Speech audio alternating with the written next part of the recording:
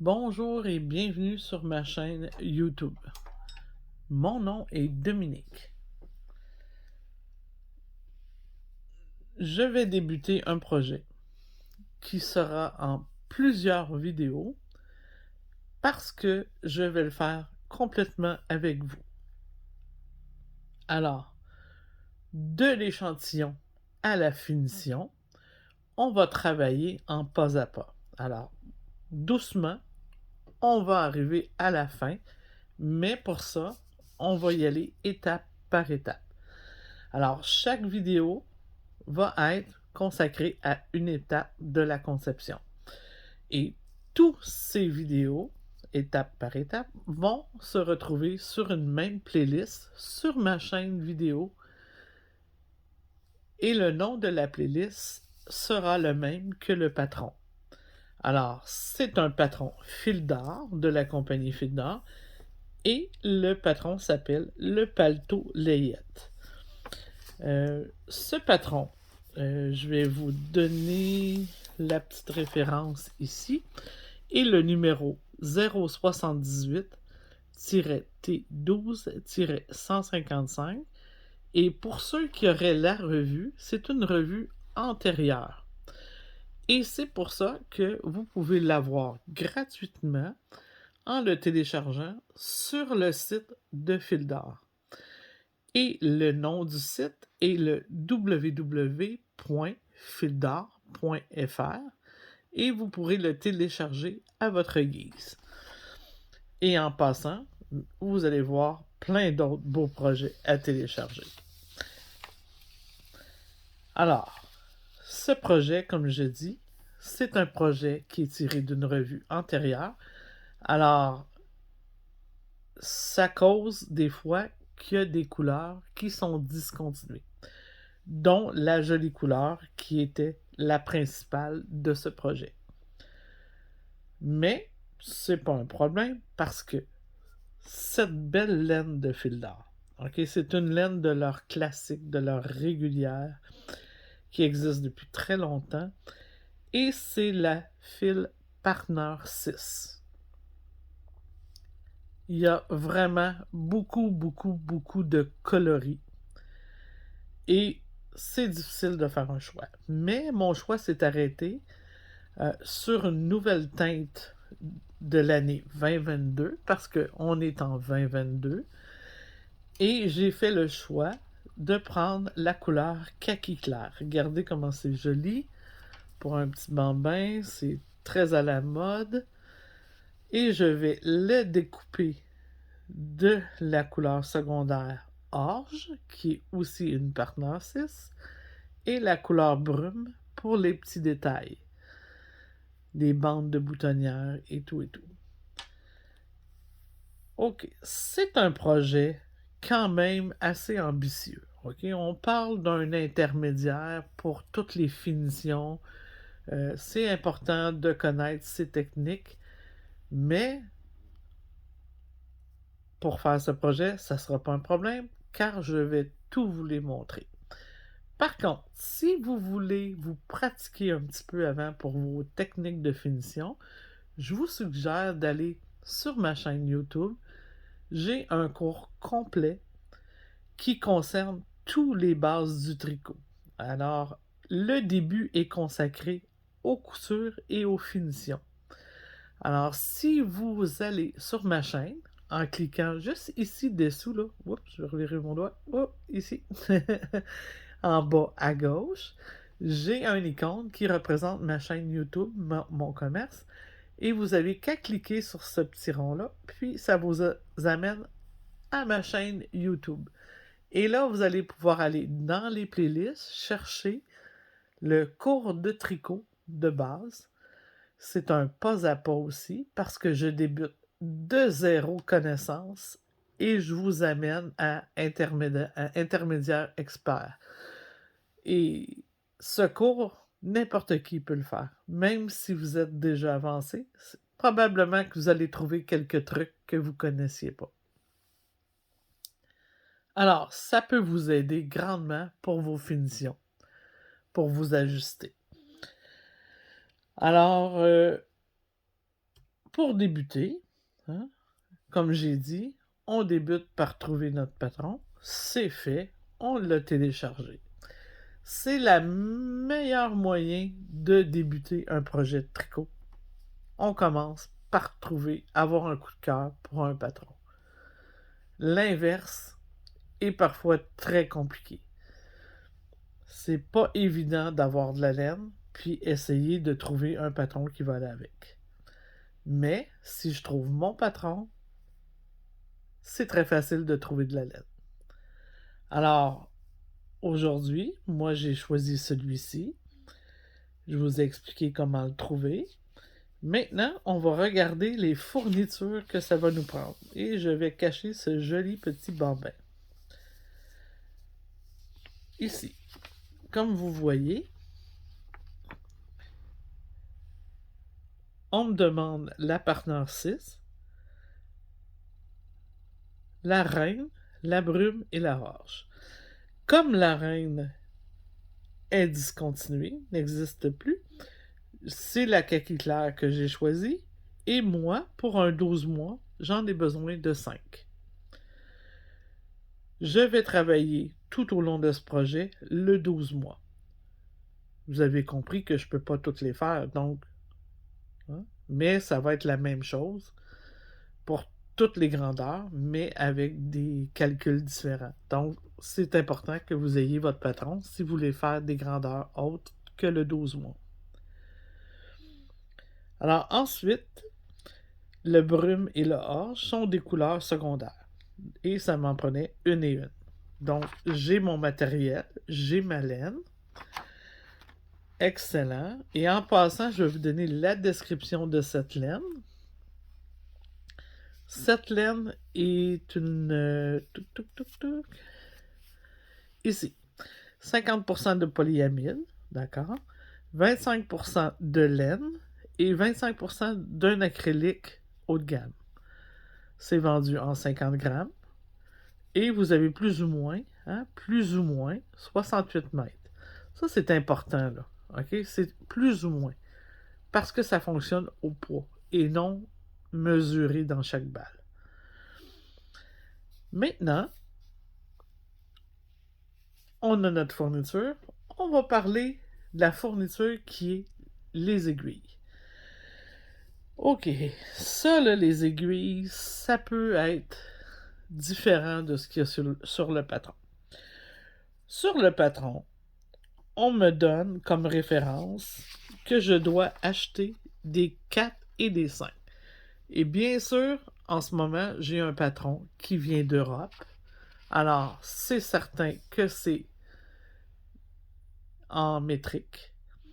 Alors, on parle d'un 4 mm et un 5 mm.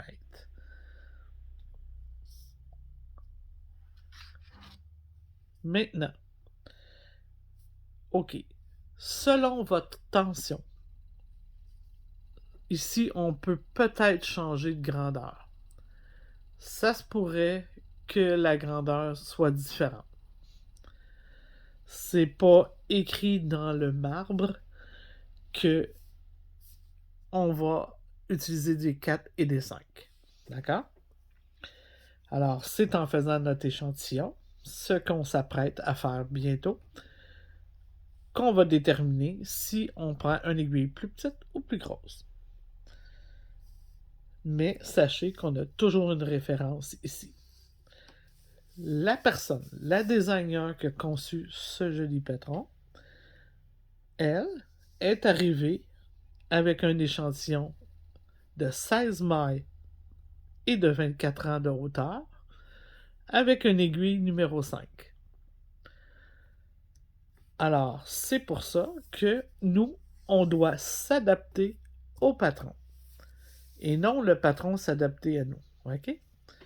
C'est très important que j'arrive à avoir la même échantillon que la designer de ce patron si je veux obtenir les mesures de mes pièces. C'est vraiment important. Et vous allez le comprendre pendant que je vais faire l'échantillon, le calcul, comment il fonctionne pour que j'arrive aux mesures qui sont inscrites ici. Très important. Bien sûr, il y a des petites choses, là, des aiguilles, des boutons, et ça, on verra ça tout au long là, du travail. Maintenant, on s'applique à faire notre échantillon. Bon, moi, j'en ai déjà fait un complètement. Je vais vous montrer ce que ça a l'air en premier. Un échantillon, voyez-vous, on le fait pour mesurer la tension de notre tissu qu'on fabrique. OK? Très important d'avoir les mêmes mesures, je me répète, là, les mêmes mesures que le patron. Très, très important si je veux les mesures finales. Alors, l'échantillon me demande d'obtenir 16 mailles et 24 rangs pour un carré de 10 par 10. Lorsque je fais mon échantillon, on doit mettre beaucoup plus de mailles que ce qu'on recommande ici. Parce que sinon, je ne pourrais pas mesurer vraiment la tension finale. Alors, on doit aller mesurer notre 10 cm à l'intérieur. OK? C'est ça qui est important ici, là. Si mon 10 cm, c'est 16 mètres bien juste que j'ai fait, ben la petite maille va revirer de chaque côté, puis ça sera pas précis. Mais si j'en ai mis assez, ça sera précis. Alors moi, j'aime bien faire deux petites mailles de point mousse de chaque côté et faire un jersey à l'intérieur parce que le point recommandé pour mon échantillon, si on le lit bien comme il faut, ça dit un carré de 10 cm de jersey ou de jersey rayé. Quand on dit jersey rayé, c'est parce qu'on a changé de couleur. Mais moi, je préfère le faire tout dans la même couleur. Avec l'aiguille numéro 5 mm. OK? Alors, je vais le redébuter avec vous pour vous montrer vraiment, pour celles que ce serait leur première expérience, comment faire un échantillon. Donc, moi, ici, j'ai mis, je vais vous le dire, j'ai mis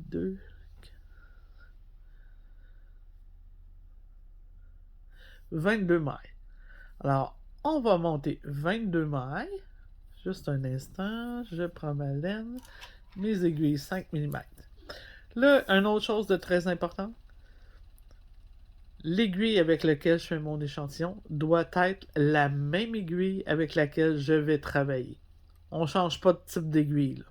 On ne fait pas un échantillon avec du bois, puis après ça, travailler en métal. Parce qu'on peut être chanceux, mais on peut aussi être malchanceux et avoir un mauvais résultat en faisant ça. Alors, je vais débuter en prenant une nouvelle balle parce que celle-là est déjà occupée. OK, je déroule un petit peu. Je regarde ma laine. Hein. Moi, je fais toujours ça. Je déroule un petit peu, puis là, je regarde si j'ai pas de nœud. Très important, parce que j'aime pas ça quand il arrive un nœud au milieu de mon travail. Puis, à ce moment-là, je vais vous montrer en faisant ce projet-là. Si jamais ça m'arrive, ben, vous allez voir ce qu'on fait. Hein. On fait pas de drame, on fait juste s'ajuster. Et je prends jamais la laine à l'intérieur parce que j'aime mieux la prendre à l'extérieur parce qu'elle est plus soufflée, elle est décontractée, elle est droite. Si je la prends à l'intérieur, ben elle va être toute écrasée. Je risque de me mélanger avec. Donc, je préfère de beaucoup la prendre toujours à l'extérieur. Alors, je vais monter mes mailles. OK. Si vous ne savez pas comment monter vos mailles en montage régulier, allez voir la playlist de mon cours de base là, sur ma chaîne et vous allez voir comment monter les mailles. Je vais juste vous faire un petit zoom pour vous montrer de plus près comment je vais fonctionner.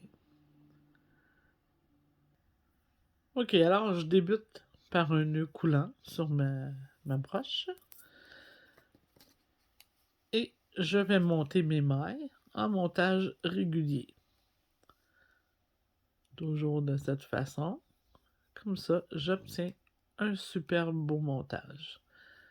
Et en passant, là, moi j'adore la laine Partner 6 parce qu'elle est très très douce. Alors pour un enfant ou un petit bambin, là, c'est parfait, facile d'entretien aussi. Vraiment une très belle laine. Alors je vais monter toutes mes mailles de la même façon.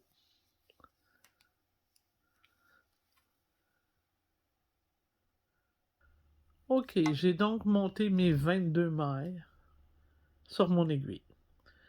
Et là, vous avez remarqué, hein, je travaille avec des aiguilles circulaires parce que pour la vidéo, des aiguilles droites, c'est vraiment problématique. Là, ça avec clic, clic, clic, clic, clic, clic tout le temps. Alors, pour ceux qui n'étaient pas au courant, ben, on peut travailler en tricot aller-retour avec des aiguilles circulaires. Il s'agit juste d'inverser notre tricot. Je vais vous le montrer tantôt. Alors, pour faire mon échantillon, j'ai monté mes 22 mailles en montage régulier. Et je débute et je termine par 2 mailles de point mousse. Alors, pour le premier rang, ça ne fera pas de différence. Tout va être à l'endroit puisque je dois travailler en jersey en droit. Alors, je vais faire mon premier rang. Et là, efforcez-vous, lorsque vous faites votre échantillon, d'avoir vraiment l'attention que vous allez faire lorsque vous allez faire votre projet. Là. Il y a des gens qui ont de la tension changeante, là, puis ils font leur tension, c'est parfait. Puis lorsqu'ils tombent sur leur projet, c'est plus du tout la même chose. Alors, c'est important de s'efforcer à avoir une tension régulière. Alors, mon premier rang est fait, je l'ai fait tout à l'endroit. J'inverse de côté. Je reprends mon aiguille et je travaille 2 mètres de point mousse les deux premières. Je vais faire 18 mailles en vert pour pouvoir faire mon jersey à l'intérieur.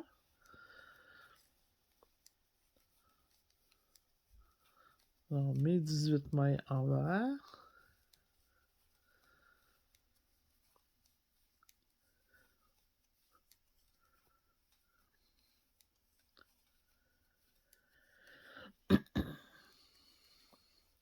Bien sûr, lorsque vous aurez terminé votre échantillon, qu'on va être en accord avec tout ce qu'on fait, bien, la laine de l'échantillon, vous pourrez soit la garder pour vos coutures, vos finitions.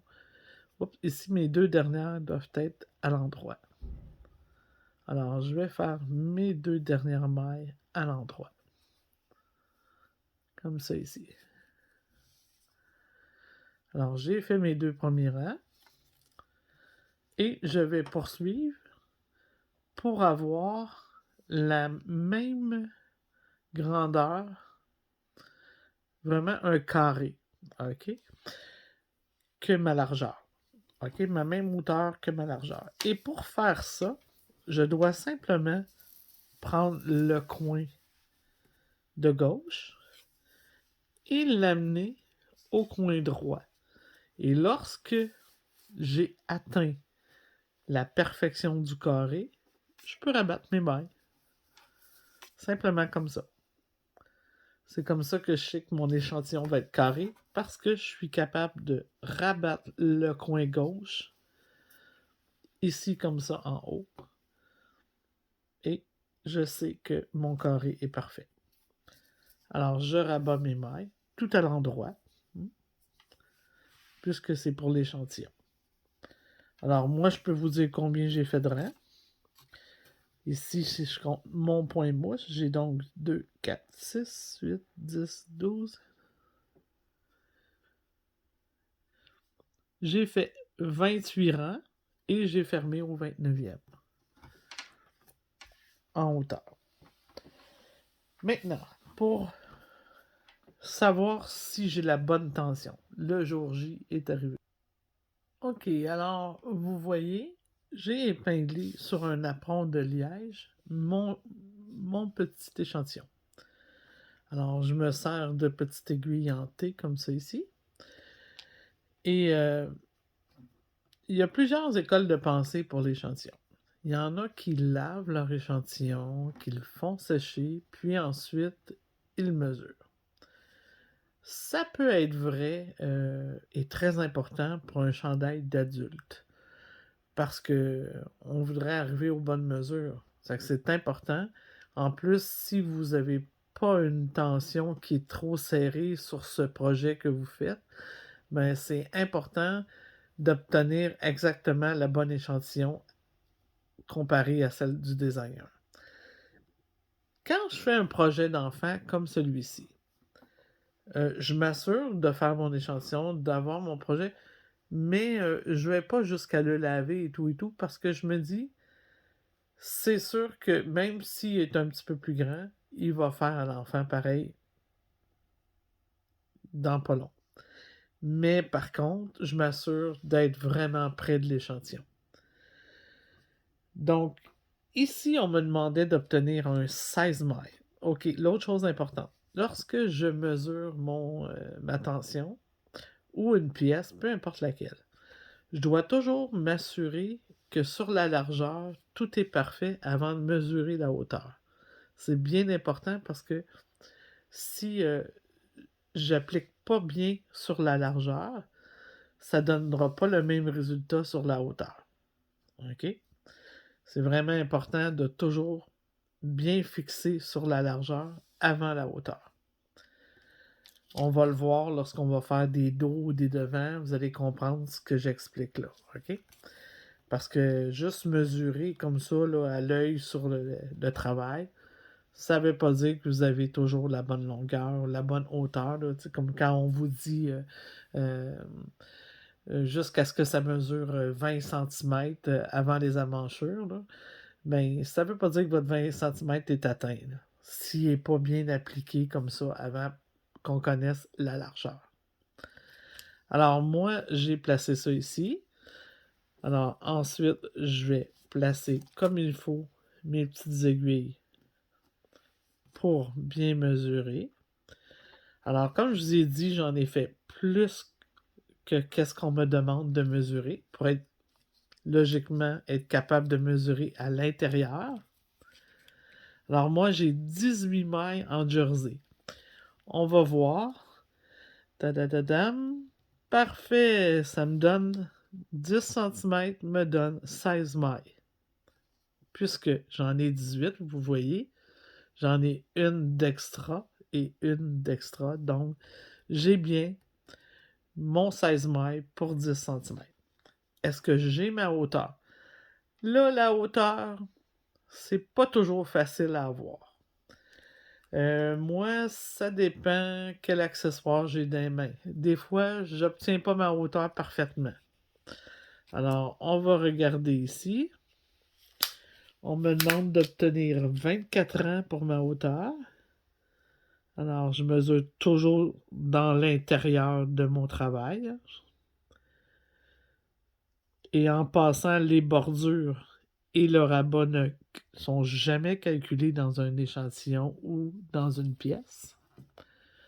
Alors, je vais commencer. Tiens, je vais prendre un crayon comme ça pour me situer. 1, 2, 3, 4.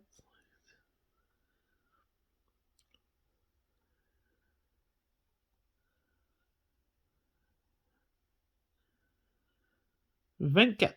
Excellent. Je suis pile, ça coche comme on dit. J'ai l'attention parfaite pour réaliser mon projet, pour être aux mêmes mesures que le designer qui le fait. Alors, c'est pour ça que c'est très important. Alors, lorsque on va me parler de grandeur dans le patron, moi, je veux savoir que je suis toujours à la bonne hauteur parce que j'ai le même nombre de rangs que la personne qui l'a fabriqué. Vous savez, des fois, vous faites un patron puis vous dites ah, il est beaucoup plus court. Ben, ça peut venir de là aussi. C'est une erreur que vous avez peut-être fait. Donc, maintenant que l'échantillon est fait, Hein? On est sûr de tout ce qu'on a fait. Ben, il reste plus qu'à commencer le projet. Parce que maintenant, je sais que j'ai la bonne tension. Et comme je vous dis, cette laine-là, vous pouvez soit la défaire tout de suite parce qu'elle ne vous servira pas, et vous pouvez la laisser se reposer, elle va se replacer. Hein? Juste en la laissant se détendre, elle va revenir droite, elle va se replacer. Si jamais vous voulez la mettre en petite pelote, faites attention, on ne fait jamais une petite pelote trop serrée là. Hein? Ça aussi, c'est une vidéo que j'ai fait. Vous pouvez aller voir comment faire une petite pelote là. On roule, mais on roule très légèrement. D'accord? Et pour ceux et celles qui ne savaient pas comment rabattre l'échantillon, juste aller voir dans les vidéos sur ma chaîne, là, dans le cours pas à pas pour apprendre toutes les techniques de tricot. Alors maintenant, on est prêt. On débute notre projet dans la vidéo suivante. Merci et bon tricot!